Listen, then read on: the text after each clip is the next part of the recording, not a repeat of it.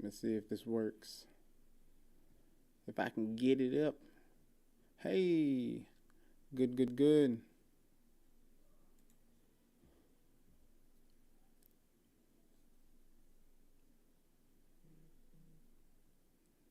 What's up, Apple user?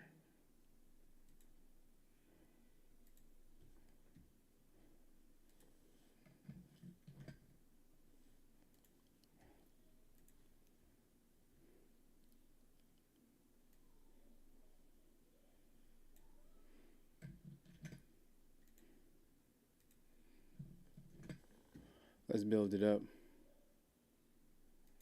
Sweet.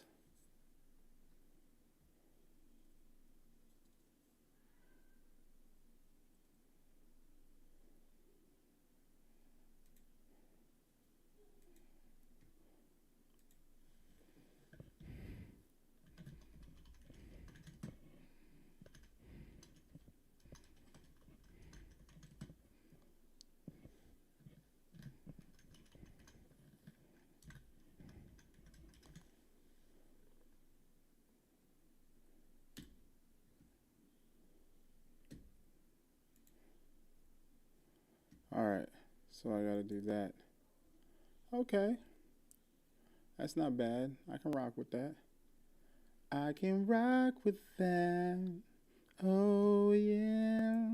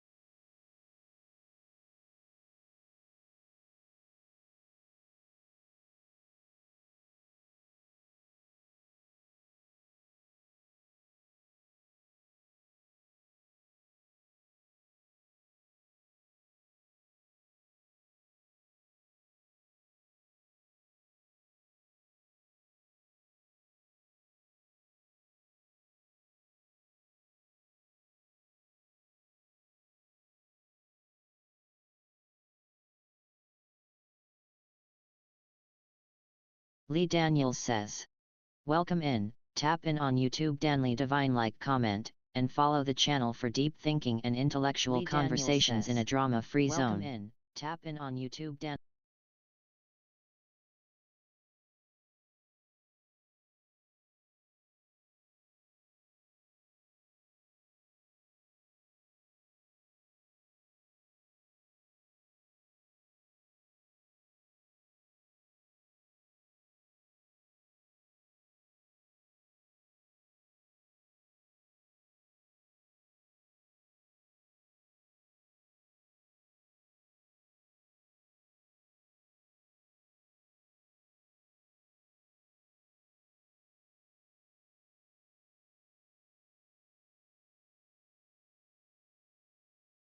Divine Tom Podcast says, TT.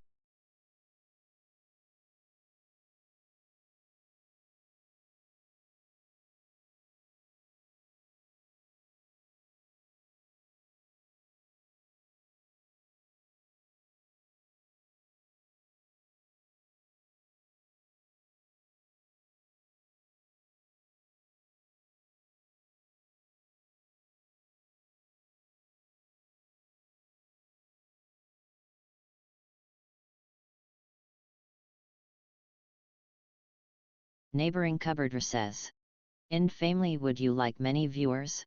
Let's make you popular link.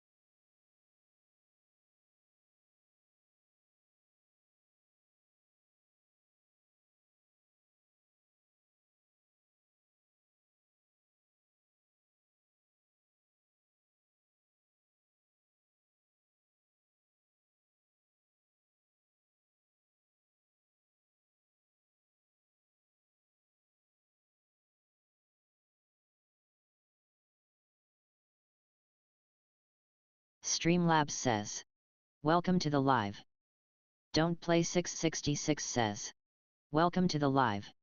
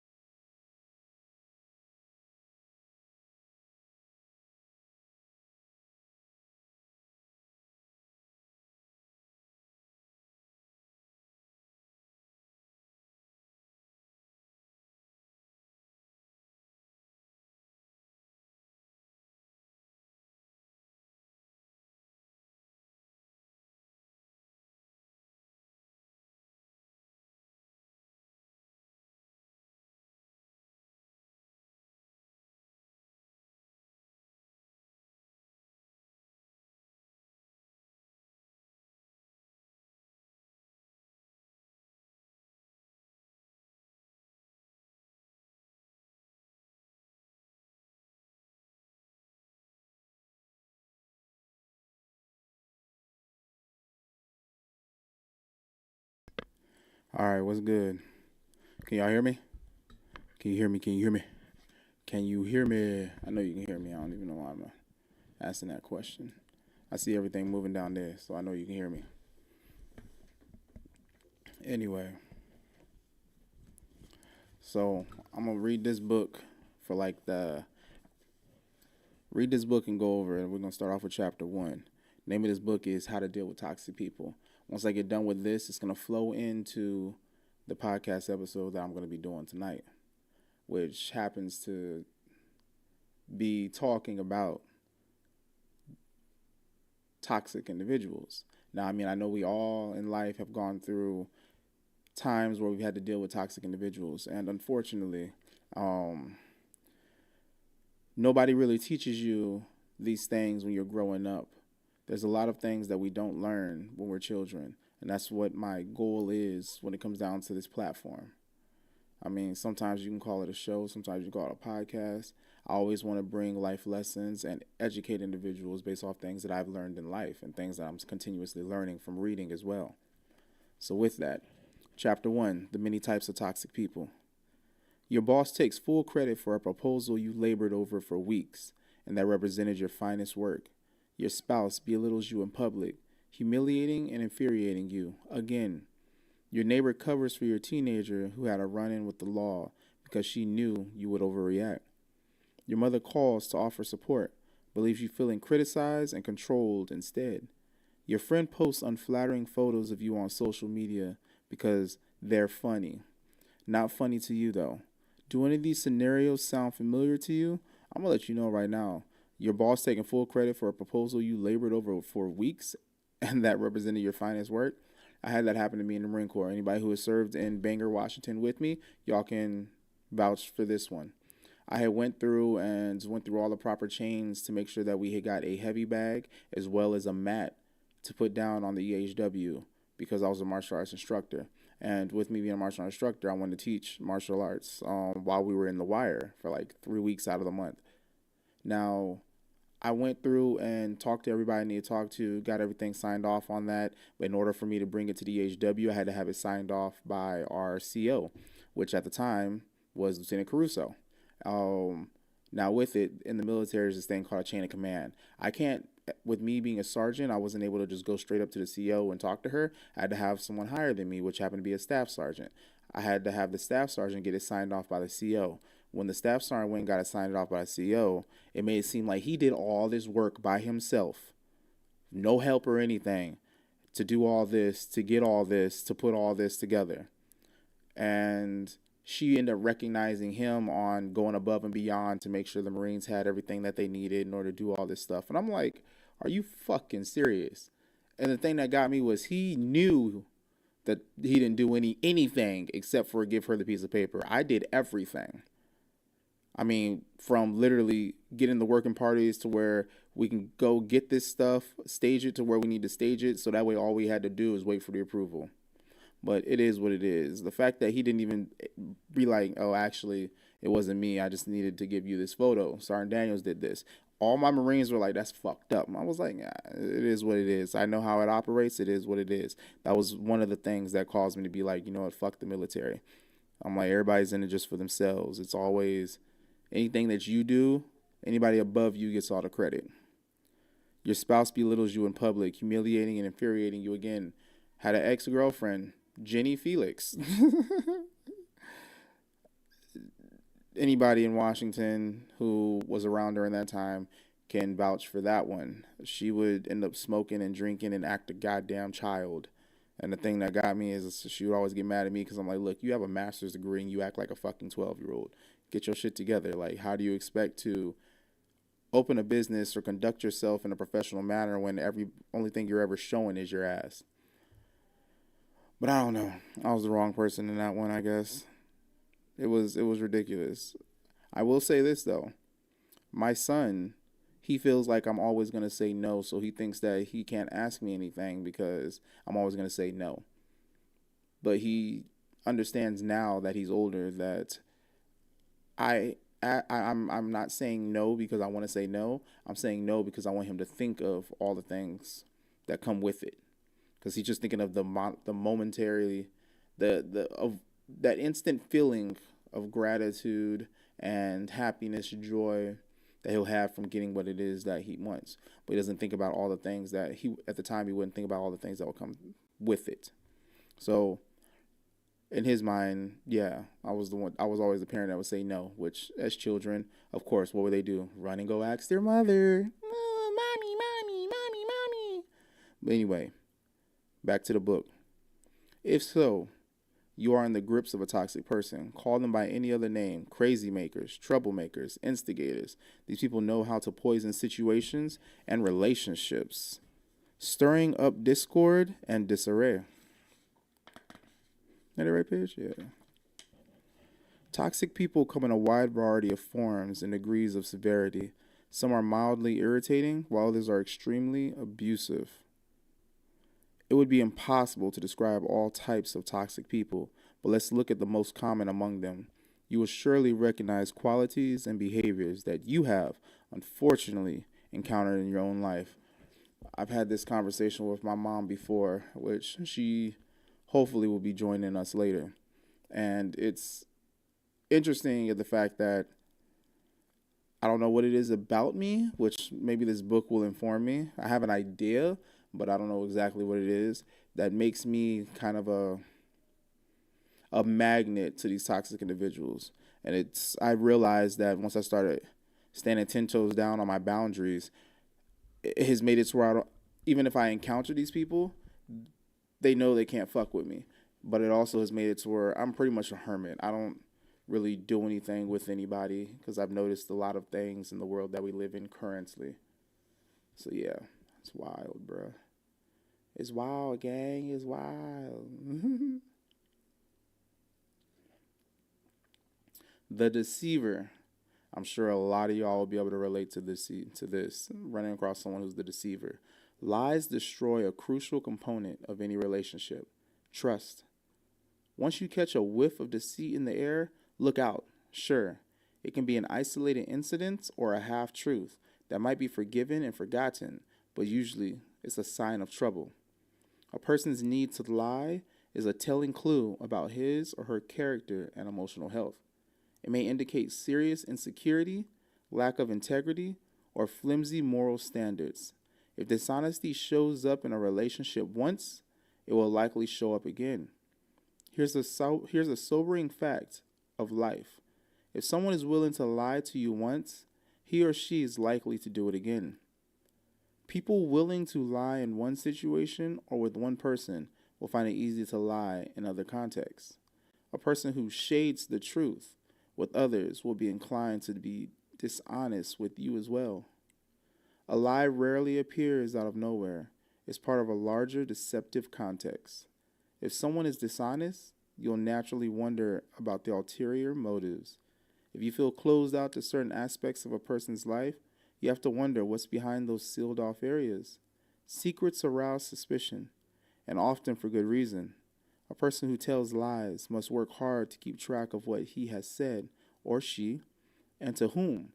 When the details of a story don't add up or keep changing over time, it may be a sign that you're not getting the straight scoop.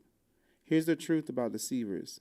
They create mistrust, chaos, and uncertainty. I got a story for you about a deceiver. There's this lady called, she goes by Prana.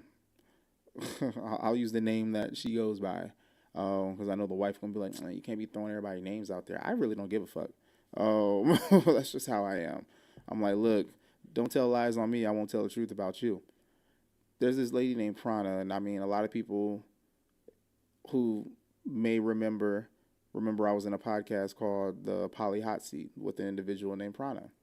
And things ended up going down to where I don't know exactly what happened, but this person ended up started creating lies about me. I didn't find out until I got to where I am now. And it just so happened I was in a group with this person, and they ended up getting somebody else to collaborate on those lies they were telling. And I knew it was lies because the person they tried saying said this stuff already said that they didn't, and they don't know where the hell that came from. Then that person was apologizing to me and telling me that they didn't even like Prana. So they think that's what caused that to happen. But come to find out that it was a whole poly lifestyle shit that caused a whole bunch of drama, which this individual named Mario ended up being in the middle of it. He ultimately wanted to harem, and he didn't want nobody messing or talking to. He felt threatened by any males speaking to any of the females that he thought he had. So he would ultimately end up creating lies and things about them to cause a bunch of chaos. Prana, being a drama seeker, fell into that and fed it, and then started slandering my name and smear campaigning me, and did what she did to a whole bunch of other people that was in a group with her in the past. When somebody sees her for what she is or knows information about her of shit that she has done, then now they become the enemy. So then she goes and starts telling lies about them of things that she has done and trying to get people to lie for her. The deceiver. If someone's willing to lie to you once, he or she is likely to do it again.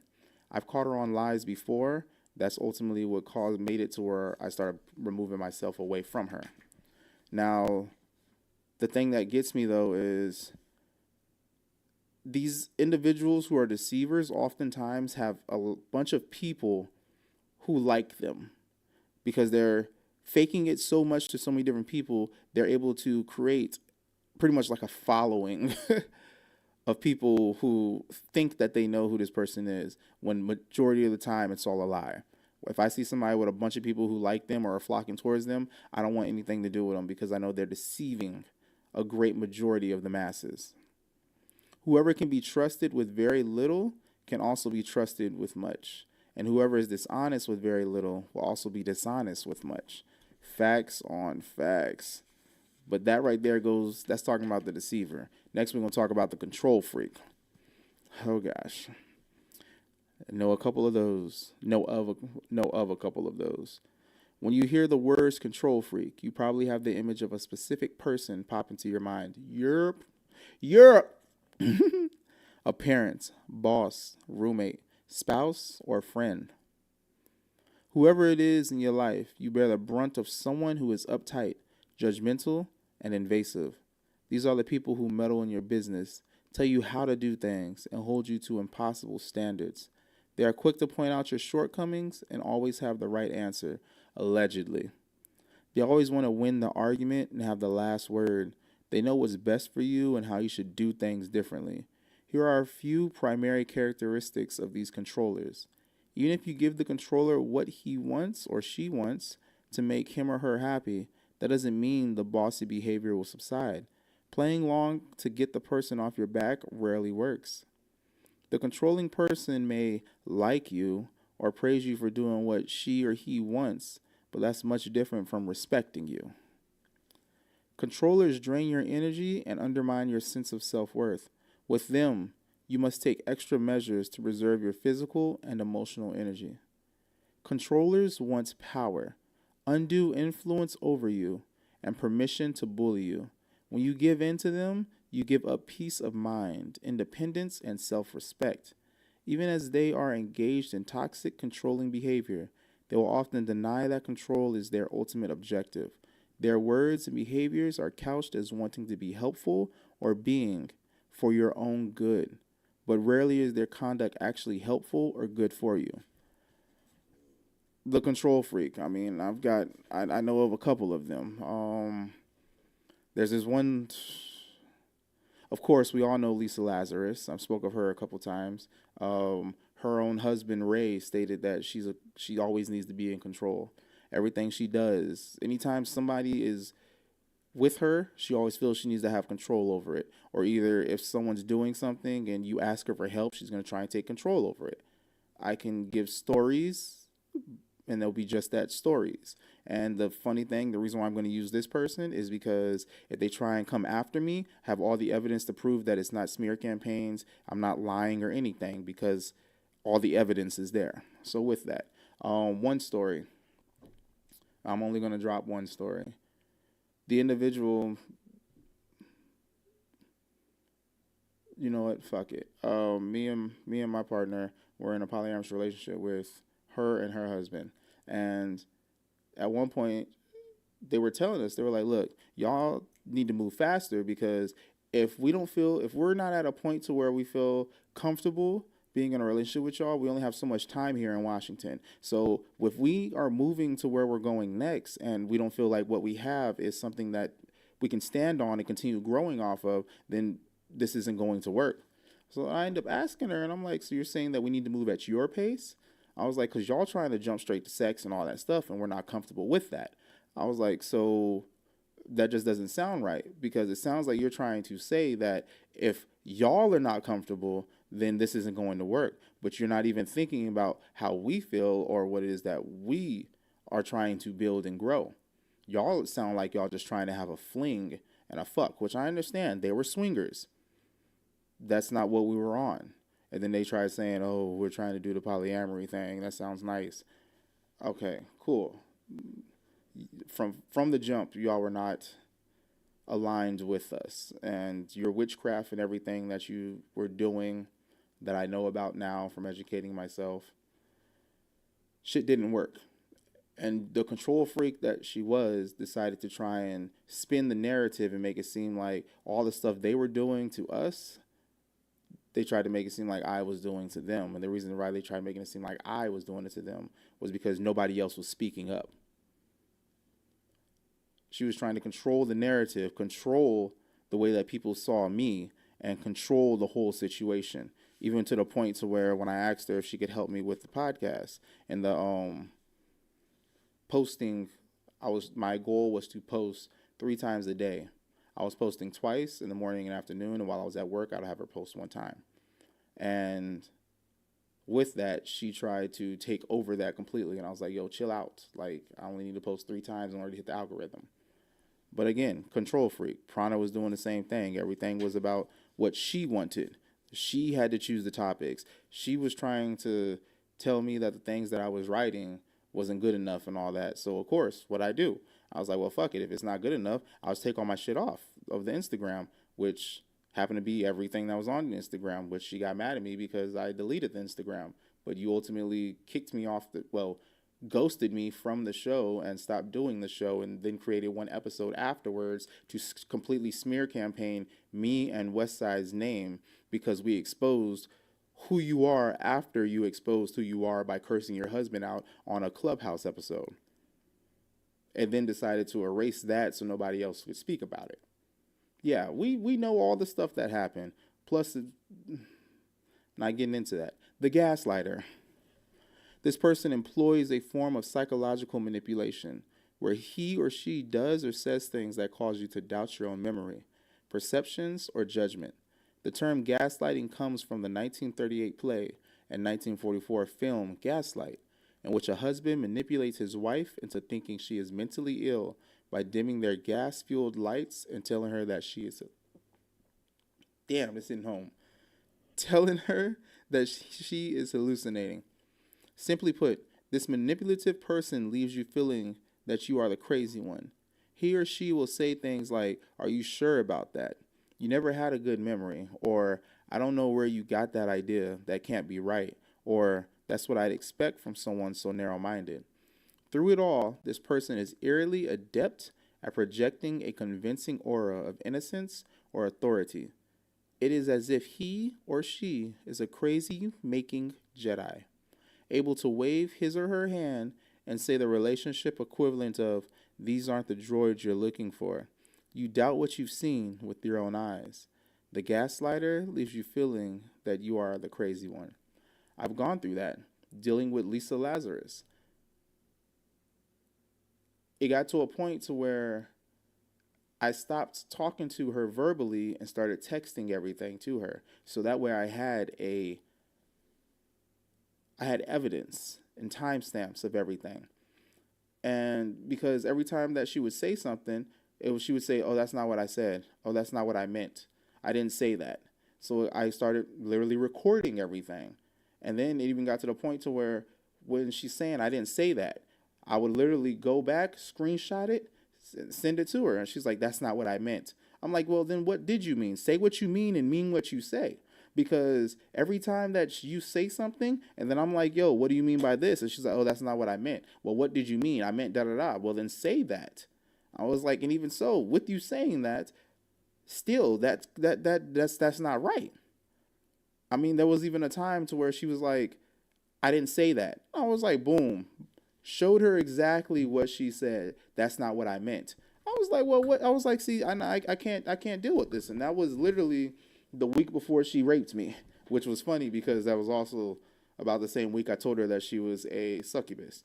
Anywho, the gaslighters, they will sit there and constantly try and tell you that your memory is not right. The things that you remember, that's not how it was. That's not true.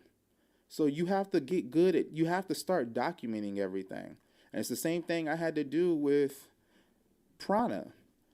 And unfortunately, I was in a group to where she already had won their hearts and minds, to where when I provided the evidence that everything she was saying, that her and her simpy ass fucking soft ass boyfriend, husband, weak ass bitch was saying was lies, the whole group decided to bash me for having evidence and come and be on their side with the he said, she said bullshit.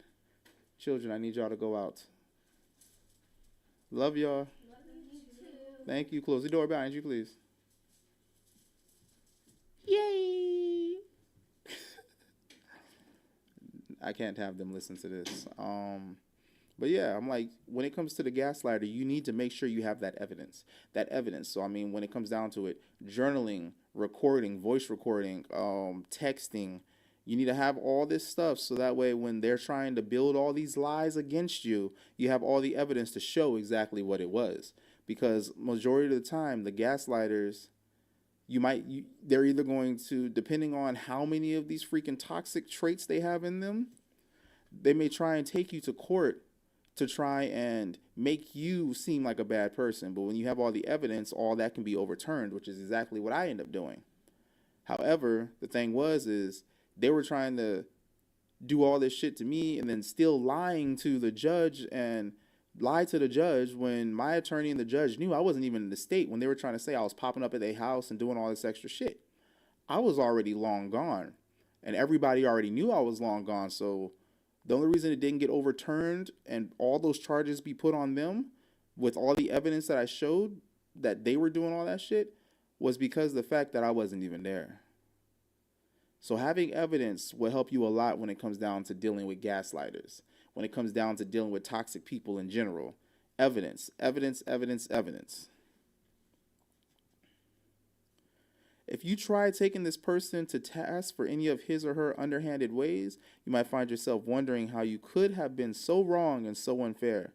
Beware, if you are around someone and end up constantly second guessing yourself, feeling the need to apologize, wondering if you're being too sensitive, or find yourself afraid to speak up for fear of saying something wrong, you're dealing with a gaslighter.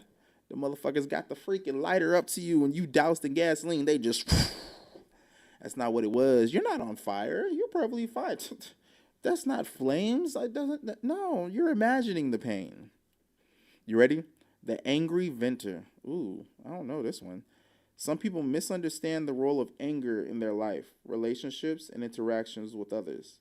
They believe it is wrong to feel angry and that this emotion should be avoided or suppressed. But anger is, in fact, a God-given emotion, a natural and helpful response to frightening or unjust encounters. Anger can propel human beings toward noble goals, empowering us to stand up for what is right and to protect ourselves from threats to our safety. Scripture tells us, "Be angry and yet do not sin." Ephesians chapter 4, verse 26. Anger itself is not the problem, but the expression of it can be a big problem. Fools give full vent to their rage, but the wise bring calm in the end. Proverbs chapter 29, verse 11.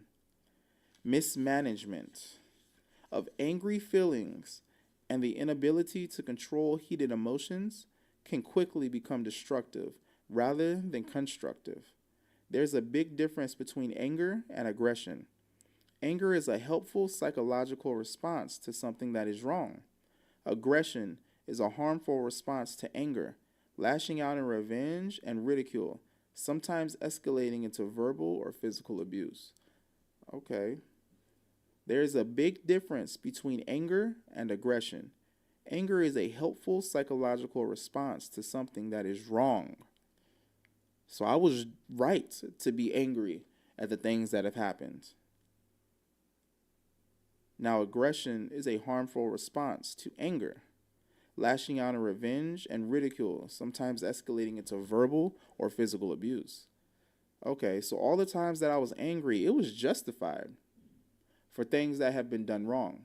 I mean, there have been times in the past where I've had aggression, but I mean, that was in like my high school years when I would be knocking people's heads to the white meat. That was aggression. That wasn't angry. That was aggression. But in things that in most recent past years, I had a right to be angry. Treating others as verbal punching bags is a classic sign of toxic behavior. I'm not going to lie.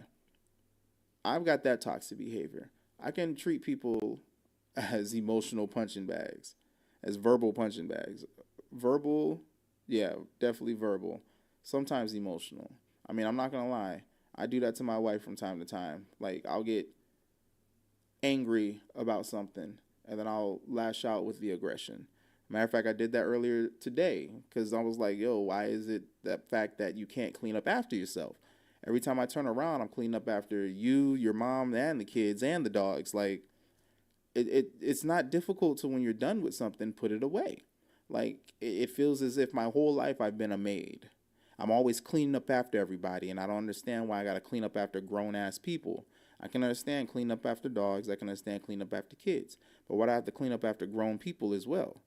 Like, oh, and she got mad at me because I was like, you know what? Some people have lived in filth for so long that they become comfortable with it. It was something that did not need to be said, and I meant what I said, but it did not need to be said. And that right there was that was verbal aggression. I did not need to do that.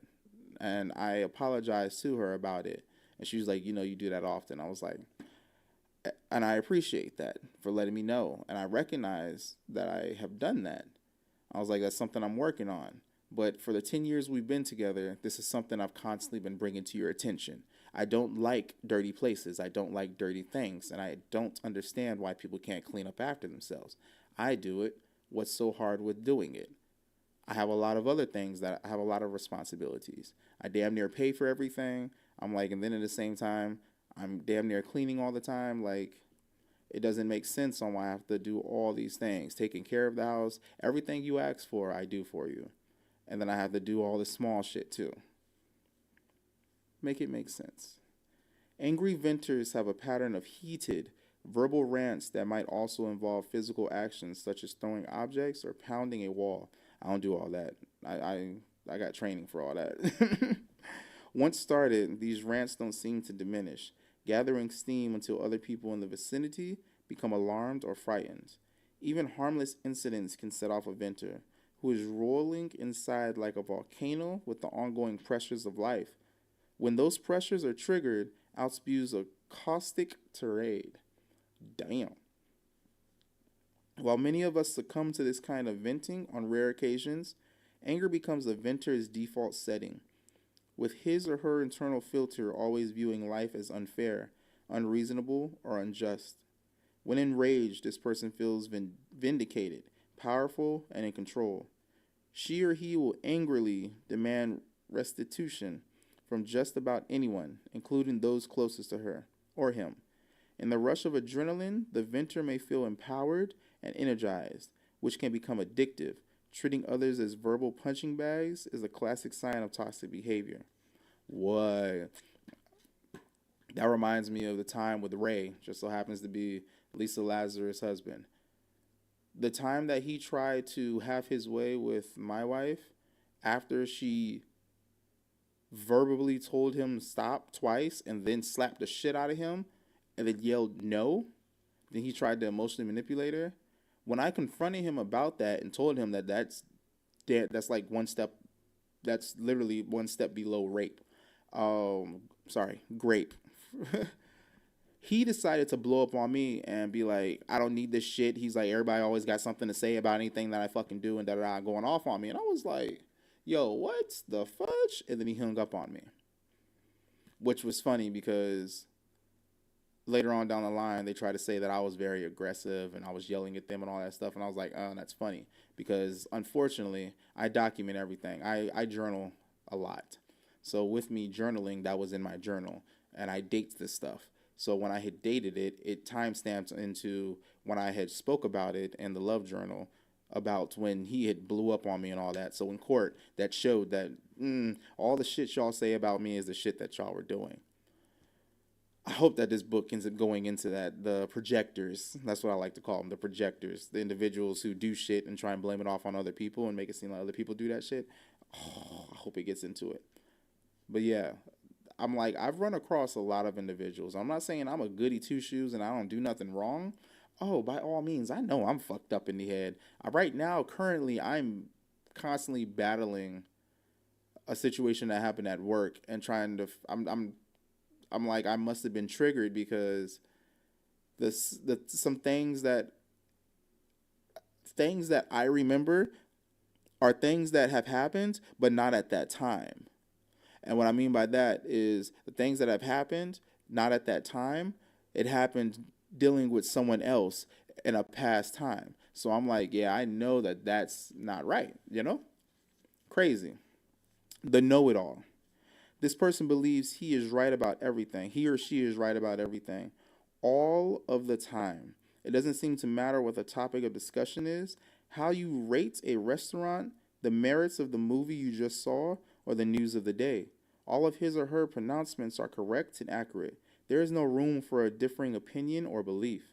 In addition to the know-it-all being annoying to be around, another oppressive dynamic comes into play. If this person is always right, then you must be wrong. While people are entitled to their opinions and free to express them, healthy relationships allow for two people to be respected and affirmed, regardless of differing viewpoints. The know it all, however, feels in competition with others, always needing to win.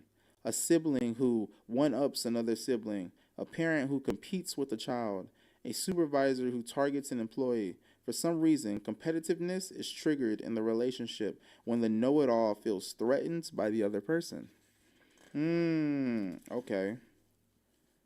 Consistently interacting with someone who must always be right is extremely frustrating. If there's a difference of opinion and you're proven right, this person will shrug off that situation as if it's not really important. However, if you're proven wrong, you hear about it often. Because of the difficulty of dealing with someone who is always right, you may disregard your own decisions and give in to whatever the other person wants. When that happens, you often open yourself up to mistreatment. The Apostle Paul had something to say to know it all types. Do not think of yourself more highly than you ought, but rather think of yourself with sober judgment, in accordance with the faith God has distributed to each of you. Romans chapter 12, verse 3. For all you out there who like to be Bible thumpers and, oh, in the Bible it says this and this and this. All right, cool, so on and so forth. Do what you do. Do what you do. But yes, I have not really, well, I have run across a know-it-all. That right there would have to be Queenie. Queenie was the type to where she claims that she loves facts. She claims that everything needs to be factual. She only speaks on facts. But yet, this individual decided to come at me because I informed her out of love that she loves drama. She's always likes to argue. And then she decided to go and start trying to attack me because I tried to help her by letting her know, like, look, a lot of people have brought it to my attention that they don't like listening to the podcast sometimes based off of the way that you conduct yourself. And so I had let her know. I was like, I'm going to have to remove you from the panel. And she ended up going off on me and trying to talk shit about my relationship when she knows nothing about it, trying to say that I live and mooch off of my mother-in-law and her husband. And I'm just like, the fuck? And then trying to say all this other shit. And I'm like, that's funny because you have all the proof and evidence in front of you that proves that you're wrong, but you choose not to. Of course, I don't do drama, so I just shut up and blocked her on everything. Then she found a way to find me on something that she wasn't blocked on to try and attack me more. And I'm just like, look, leave me the fuck alone. Like, you doing too much. And again, feels the need to always be right. And even if they're wrong, they're not going to admit that they're wrong. That is something that they have to deal with. When you run across people who feel that they're always right or find a reason to feel as if they're right, to try and play into their delulu, as my mom likes to say it, play into their delulu, sometimes you just got to sit back and be like, you know what? If someone is so deep in their mentality that is all that they know and that's all they want to do, as my big bro Ralph says, let them live in their ignorance. And the reason we say that it's ignorance is in hopes that one day they'll realize that there is something else. Because we don't want to sit here and call someone stupid. They don't know and don't want to know. But we're just gonna state we're going to hope that they don't know and one day they will seek that guidance and understanding. The Intimidator. Okay. Get that report in today or you might be unemployed. If you don't play the game our way, you can just go away. If you don't do what I want, I'll leave. Bruh. Okay, so I'm starting to think that narcissists just cover all the fucking, every single one of these types. Like, I'm starting to think that if you run across somebody who literally shadows all of these toxic traits, and behaviors, they might need to go get, diagnosed. The intimidator asserts control by issuing threats. This person is like the schoolyard bully who shoves a smaller kid against the wall and demands lunch money. Or else. Sometimes the threats are issued at the top of their lungs, and other times they are conveyed through a whisper or a look. Whether blatant or veiled, the threat is understood. This is the type of person the psalmist spoke of. His mouth is full of lies and threats. Trouble and evil are under his tongue. Psalms 10, verse 7. A person who threatens another always creates a toxic environment. See, I don't have a reason to attempt to intimidate anybody. I don't play that game. I'm like, if I'm gonna beat your ass, I'm gonna beat your ass. I'm not at this point. I'm like, I'm not gonna tell you what I'm going to do. There's no reason to tell you what it is that I'm going to do. Because it's often the ones who talk the most who act the least. I'm like, I'm good. Miss me with all that. Oh, hold on. Pause. What's up, Ma? Yeah, I'm already set up. We got 30 minutes until you're on. I'm going over the first chapter of how to deal with toxic people before we roll into our topic of the night. I mean, if you want to, I'm already live on right now. Yeah.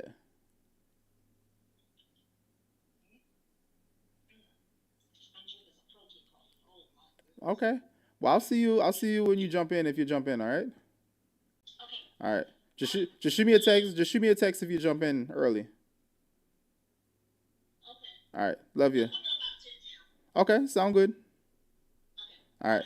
Later. Love you too. Later. Yeah, that's my mom. She's gonna be jumping in to help me with this topic on the podcast later on. Right now, I'm just doing this. I'm gonna have to edit this out. Thanks, mother. What was that? 46.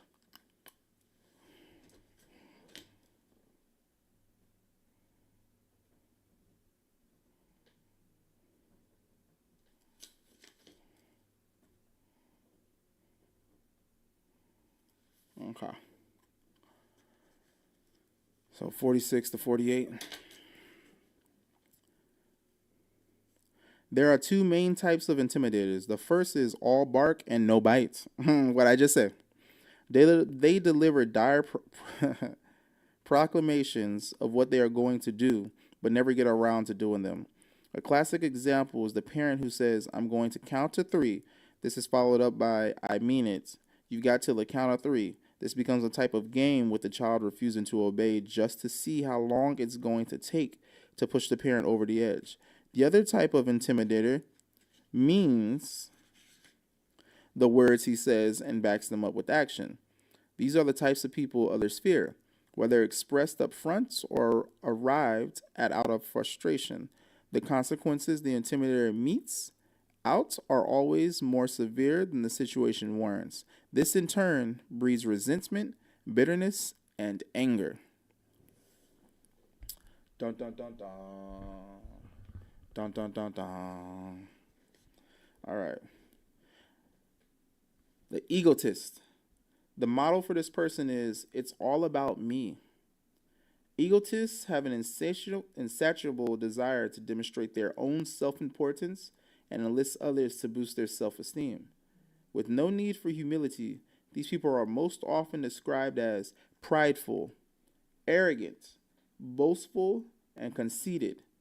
Being self centered is generally agreed to be an off putting quality, but these people don't really care because they are, well, self centered. Simply put, the egotist needs to look good, feel superior to others, and feed off other people's validation. That sounds like my sister. For where you have envy and selfish ambition, there you find disorder and every evil practice. Woo-hoo! Ay, ay, ay. Yeah. If you're in a relationship with such a person, you have no trouble recognizing the signs of self centeredness, including these. Here we go. Oh, shit. If my brother in law is watching this, let me know if this falls in line.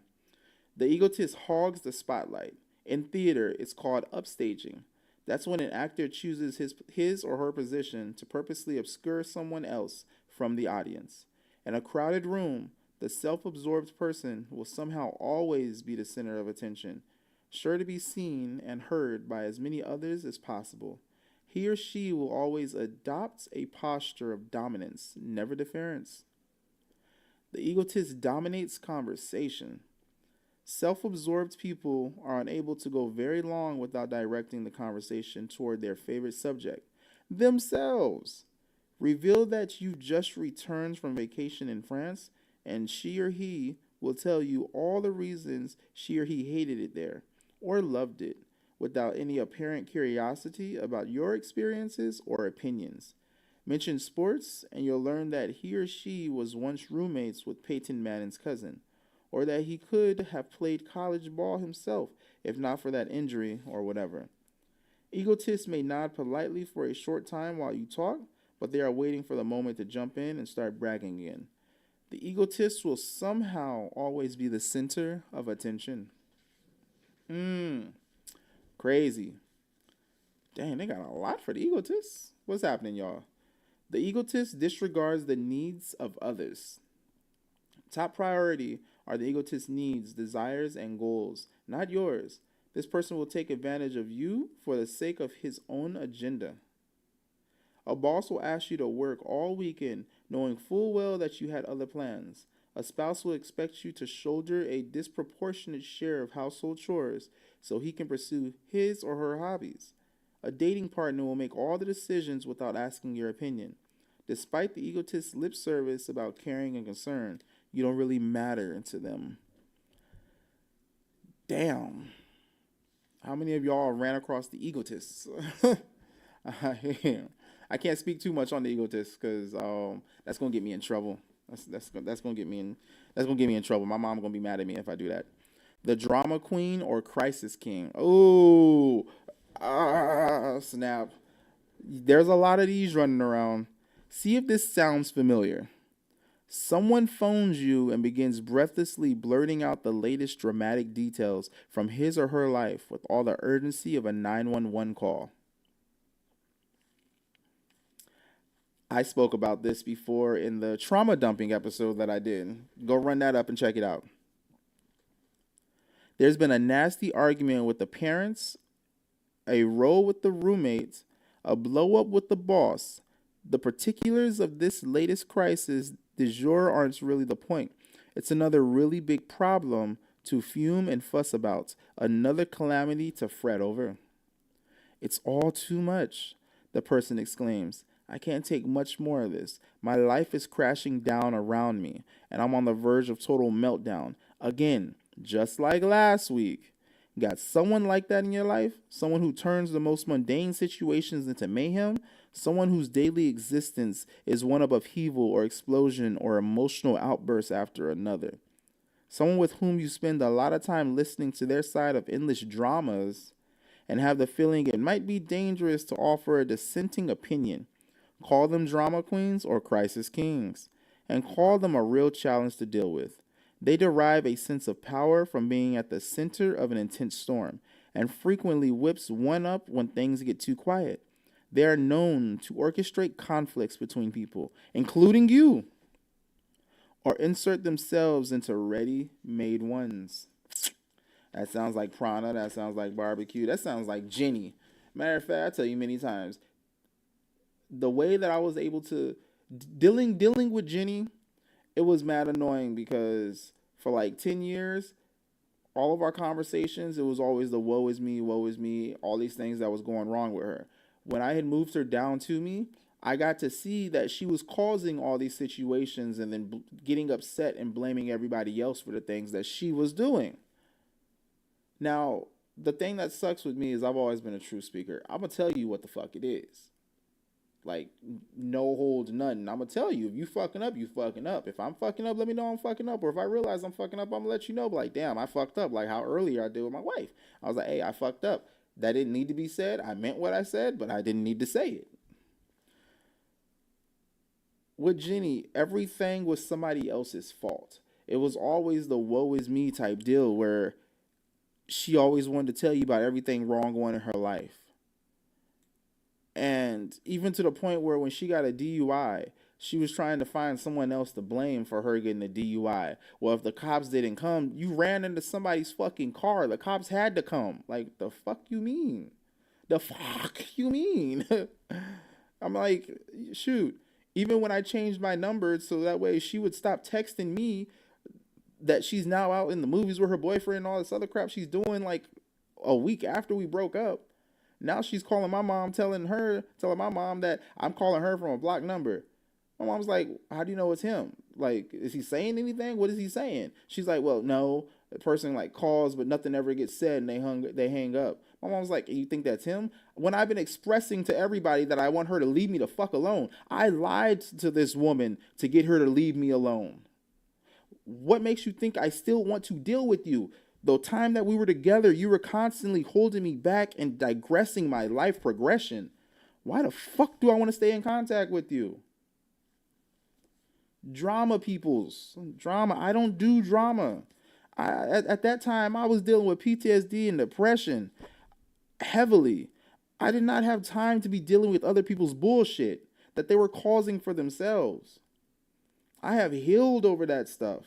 I'm at a point now to where I can do anything that I want, and when people try and bring things to me, I'm just like, sounds like a projection. I keep it moving and pushing. Nothing bothers me anymore because I understand how people operate, how people move. I'm understanding this shit. I understand how all this...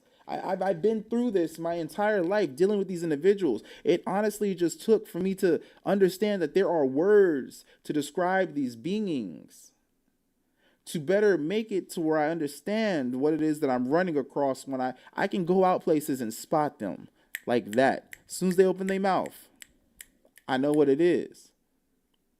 Now, I can't diagnose people, which this really isn't even a diagnosis of things, but to understand how these individuals operate, it's interesting. And it can help you a lot when you understand these behaviors, characteristics, and habits that they all have. So that way you know how to move accordingly based off the things that they're going to do. Because they all do the same things. They all do this. Correction. Each behavior type does the same thing. If you run across a drama king or crisis king, they're going to do the same thing. It's always going to be woe is me, or they're going to try and be the center of attention based off creating drama with everybody else. They're the know-it-all that goes on with everything that's happening, usually because they started it. When you're running across those control freaks, if they don't get their way, they're going to try and make it seem as if you're the bad person. Falls into the gaslighting tendencies. The gaslighter is going to constantly tell you, no, that's not what it is. That's not what it is. Constantly contradicting themselves. When you recognize that, remove yourself. Document everything. When it comes to any one of these toxic behaviors, these toxic creatures, document everything. Documentation is what's going to save you. Now, unfortunately, one of the things you have to understand when you need to provide this, because with me, they always say there's your side, their side, and the truth. I don't ever speak my side anymore. The reason I don't is because I have so much evidence and documentation. I provide that, and I will let you make up your mind on if I did something wrong or if everything that you're hearing is a fucking lie. Because I have nothing to say. I've learned that if I say something, it might have some emotional ties to it, and I might end up being aggressive with it, or you might think that I'm aggressive with it because I'm showing emotions behind what I'm saying. So with that, I just provide all the facts and evidence, and I'll let you make up your own mind. But when you have individuals who are so delulu playing into the delulu of a dumb fucks, then no matter what you provide or what you show, they're going to find a reason to try and make you seem like a bad person for even providing evidence, having evidence. It's ridiculous. Sometimes, we got how many freaking types are there? Oh my God. Oh. Yo, we ain't gonna get through all these today. Dang. Oh my gosh. That's 4. We got 4 more to go. We ain't got we might not have time for all that. I'm gonna have to close that one out real quick. Like, whoo. Oh dang, I just put this down. Hold on. All right, the put down artist. We're gonna have to pick back up with the put down artist. Cheese and bread. Yeah. I'm gonna have to continue this. Later. Matter of fact, yeah, I'm gonna have to continue that later. We're gonna have to pick back up with the put down artist. Where is my talking points? Here we go.